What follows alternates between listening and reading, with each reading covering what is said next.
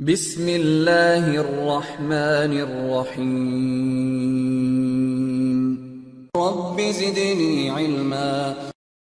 السلام علیکم ورحمۃ اللہ وبرکاتہ یا ربی ولک الحمد کما ينبغی لجلالک وجهک عظیم سلطانک حمدا کثیرا طیبا مبارکا فیہ۔ بعد اعوذ باللہ من الشیطان الرجیم من ہمزہ ونفخہ ونفثہ وَإِذْ قُلْنَا لِلْمَلَائِكَةِ اسْجُدُوا لِآدَمَ فَسَجَدُوا إِلَّا إِبْلِيسَ أَبَى وَاسْتَكْبَرَ وَكَانَ مِنَ الْكَافِرِينَ۔ محترم ناظرین اکرام، محمد شیخ کو آپ جانتے ہوں گے، یہ وہ تلبیس ابلیس ہے کہ جو اپنے مذموم عقائد کو اور اس کی آبیاری کو امت کے شریانوں میں اور رگوں کے اندر پھیلا رہا ہے۔ وہ شخص اس بات کا بھی منکر ہے کہ یہ قرآن محمد بن عبداللہ صلی اللہ علیہ وسلم پر نازل ہوا۔ وہ شخص اس بات کو بھی نہیں مانتا کہ نبی پاک صلی اللہ علیہ وسلم معراج پر تشریف لے گئے تھے، اس کو بھی نہیں مانتا۔ وہ شخص رسول اللہ صلی اللہ علیہ وسلم کی حدیث کو بھی نہیں مانتا، اور وہ شخص اس بات کو بھی نہیں مانتا کہ قرآن کی وہی تفسیر معتبر ہے کہ جو اللہ کے نبی نے کی۔ ایسے اس کے بہت سارے افوات اور بہت سارے اس کی جو ہے آپ یہ سمجھ لیں کہ زندیقیت کا عقیدہ اس کے اندر موجود ہے، اور ہمارے نگاہوں میں اہل السنہ کے منہج کے حوالے سے وہ شخص زندیق ہے، لیکن دنیا اس کو سنتی ہے، یعنی دنیا کا ایک طبقہ ہے جو اس کو سنتا ہے، جبکہ معیار اسٹینڈرڈ کچھ بھی نہیں کہ کس کو سنا جائے۔ اپنی ایک گفتگو کے دوران وہ یہ کہہ رہا تھا کہ فرشتہ، یہ ابلیس جو ہے وہ جن بھی اور فرشتہ بھی تھا۔ پہلے وہ فرشتہ تھا، بعد میں پھر جن ہو گیا۔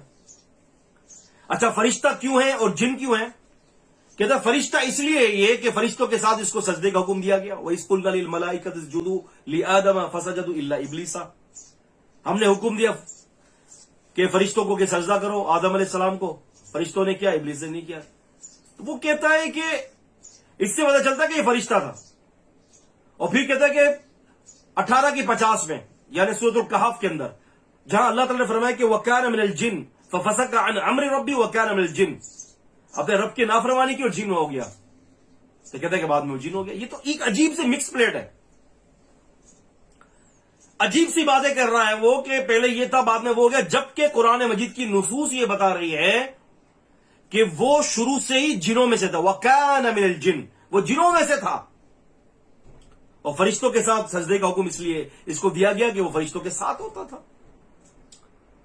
ما منعک، اللہ تعالیٰ نے فرمایا کہ ما منعک، تجھے کس چیز نے روکا، اذ امرتک، کہ جب میں نے تجھے حکم دیا تھا کہ تو سجدہ کر۔ اللہ تعالیٰ نے خاص الگ طریقے سے اس کو خطاب کیا، اس سے پتہ چلا کہ فرشتوں کے علاوہ الگ اس کو حکم دیا تھا اللہ نے کہ تو بھی کر سجدہ۔ اور پھر میں ایک بات بتاتا چلوں آپ کو کہ اگر اللہ کے رسول صلی اللہ علیہ وسلم کی حدیث کو اگر ہم شامل کر لیتے ہیں تو بات ساری گتھیاں ساری سلجھ جاتی ہیں۔ بات یہ کہ قرآن مجید جو ہے وہ اس لیے نہیں آیا کہ میں اور آپ جو ہے ہم مل کر اپنے ذہنوں کے جو ہے نا عقل کے گھوڑے دوڑائیں اور اپنی منمانی تشریحات کریں، نہیں، تشریح وہ ہوگی جو نبی صاحب نے کی طرف سے جو ہے تشریح کی گئی ہے۔ دیکھیں قرآن مجید نے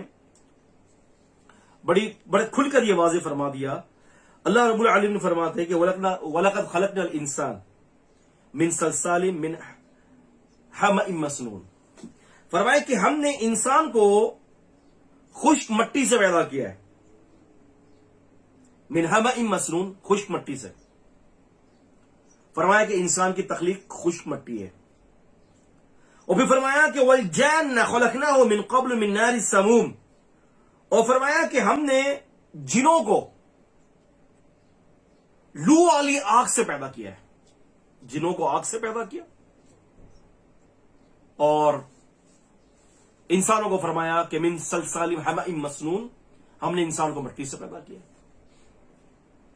اب فرشتے کس چیز سے پیدا ہوئے؟ رسول اللہ صلی اللہ علیہ وسلم کی ایک حدیث ہے، اللہ کے نبی صلی اللہ علیہ وسلم نے فرمایا، آپ صلی اللہ علیہ وسلم فرماتے ہیں کہ خلقت الملائکۃ من نوری،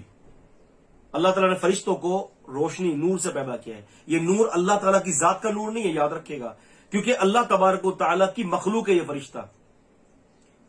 اور فرمایا کہ اللہ تبارک و تعالیٰ نے پیدا کیا جنوں کو، وَخَلَقَ الْجَانَّ مِن مَارِجٍ مِن نَارٍ، اور جنوں کو جو ہے لو والی آگ سے پیدا کیا، وَخَلَقَ آدَمَ مِمَّا وَصَفَ لَكُمْ، اور آدم علیہ السلام کو اس چیز سے پیدا کیا جس کی توصیف بیان کی گئی، یعنی وہ آدم علیہ السلام کو مٹی سے پیدا کیا گیا۔ اللہ کے رسول صلی اللہ علیہ وسلم نے فرما دیا کہ بھئی آدم علیہ السلام مٹی سے پیدا ہوئے، جس کا وصف بیان ہوا، اور اللہ تبارک و تعالیٰ نے جنوں کو آگ سے پیدا کیا، اور فرشتوں کو جو ہے وہ نور سے پیدا کیا۔ تو یہ تینوں مخلوقات کی جو ترکیبی جو ہے، اور تینوں مخلوقات کی تخلیقی وہ الگ الگ ہے۔ اور پھر میں یہاں ایک بات بتاتا چلوں، اللہ تبارک و تعالیٰ نے، اگر ہم سورہ کہف پڑھتے ہیں، سورہ نمبر 18 کی آیت نمبر 50 کے اندر اللہ رب العالمین نے وہاں پر ابلیس کا ذکر کیا، اور وہاں پر یہ بات واضح طور پر فرما دی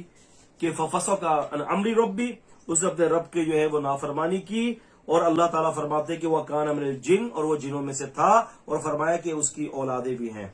اس کے کنبے قبیلے بھی ہیں، فرمایا اللہ نے اس کے کنبے قبیلے بھی ہیں، اس کی اولادیں بھی ہیں، اس کے کنبے قبیلے بھی ہیں۔ اب اس کی شادی بھی ہوتی ہے، اس کی اولادیں بھی ہوتی ہے، اس کے کنبہ قبیلہ بھی ہے، جبکہ فرشتہ جو ہوتا ہے ان تمام چیزوں سے محفوظ ہے،